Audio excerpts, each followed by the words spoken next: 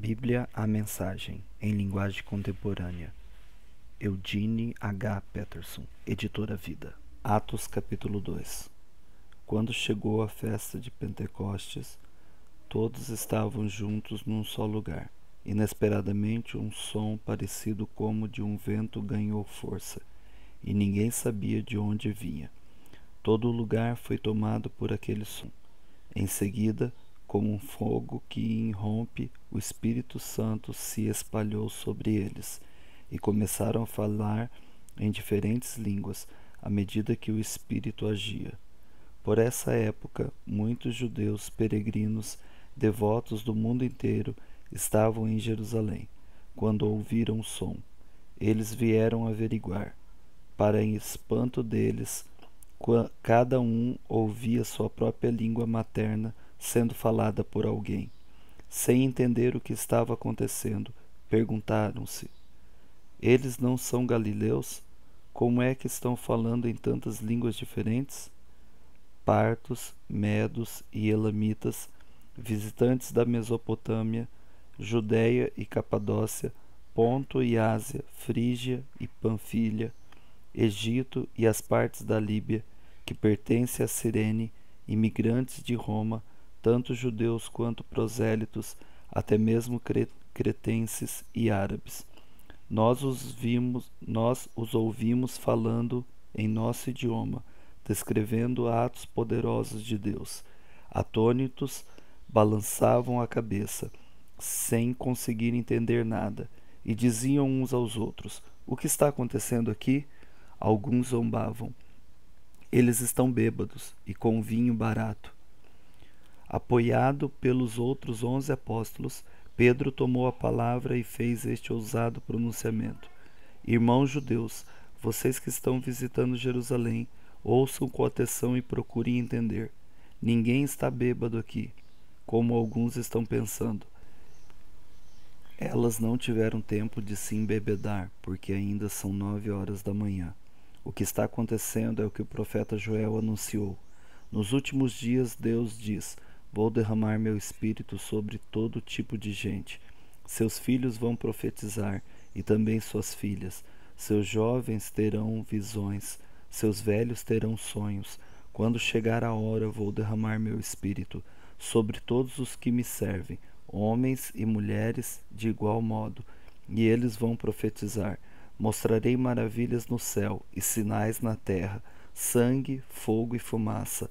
O sol ficará escuro e a lua vermelha antes que chegue o dia do Senhor, o dia tremendo e maravilhoso, quem pedir ajuda a mim, Deus, será salvo. Irmãos israelitas, ouçam com atenção. Jesus o Nazareno, homem credenciado por Deus entre vocês. Os milagres, as maravilhas e os sinais que Deus fez por meio dele são bem conhecidos. Esse Jesus, conforme estabelecido no plano de Deus, foi traído por homens que tomaram a lei nas próprias mãos e entregue a vocês, que o pregaram numa cruz e o mataram. Mas Deus desatou as cordas da morte e o ressuscitou. A morte não foi capaz de segurá-lo. Davi previu isto tudo. Eu vi Deus diante de mim o tempo todo. Nada pôde me abalar. Ele está ao meu lado. Minha alegria extravasa, exultante. Fixei minha morada na terra da esperança. Sei que nunca me lançarás no Hades. Jamais sentirei o cheiro da morte. Puseste meus pés no caminho da vida, com a tua face brilhando como um sol de alegria ao meu redor. Prezados amigos, permitam-me ser franco. Nosso antepassado Davi está morto e sepultado. Seu túmulo está aí, onde todos podem ver. Mas, sendo também profeta, e sabendo que Deus jurou solenemente que um descendente dele assumiria seu reino, ele previu também a ressurreição do Messias. Não haverá ida ao Hades, nenhum cheiro da morte. Esse Jesus, Deus ressuscitou, e cada um de nós aqui é testemunha disso. Depois de ser elevado às alturas e sentar-se à direita de Deus, ele recebeu a promessa do Espírito Santo da parte do Pai e derramou o Espírito que recebeu. É isso que vocês estão vendo e ouvindo. Davi não subiu aos céus, mas disse: Deus disse ao meu Senhor: assente-se aqui ao meu lado direito, até que eu faça dos seus inimigos um descanso para seus pés. Todo Israel, portanto, entenda isso. Não há lugar para dúvida.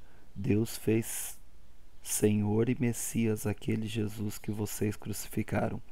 Os que ouviram perguntaram a Pedro e aos outros apóstolos: Irmãos, o que vamos fazer agora? Pedro respondeu: Mudem de vida, voltem-se para Deus e sejam batizados, cada um de vocês, no nome de Jesus Cristo, para que seus pecados sejam perdoados. Recebam o dom do Espírito Santo. A promessa é para vocês e para seus filhos, mas também para todos os que estão longe, na verdade, aqueles a quem o Senhor Deus chamar. Ele aprofundou o assunto, insistindo com eles cada vez mais. Saiam enquanto podem, saiam desta cultura doente e vazia. Naquele dia, cerca de 3.000 pessoas foram convencidas por aquela palavra, batizadas e arroladas. Elas passaram a seguir o ensino dos apóstolos, a vida em comunidade, a refeição comunitária e a prática da oração. Todos ficaram perplexos com os sinais e maravilhas realizados por meio dos apóstolos. Os crentes viviam numa harmonia maravilhosa e tinham tudo em comum. Vendiam o que possuíam e deixavam os recursos à disposição para atender às necessidades de quem precisasse. Eles seguiam uma disciplina diária de cultos no templo, seguido de refeições nas casas. Cada refeição era uma celebração vibrante e alegre, com muito louvor a Deus. O povo da cidade apreciava o que via. Todos os dias o número deles aumentava e Deus acrescentava os que iam sendo salvos.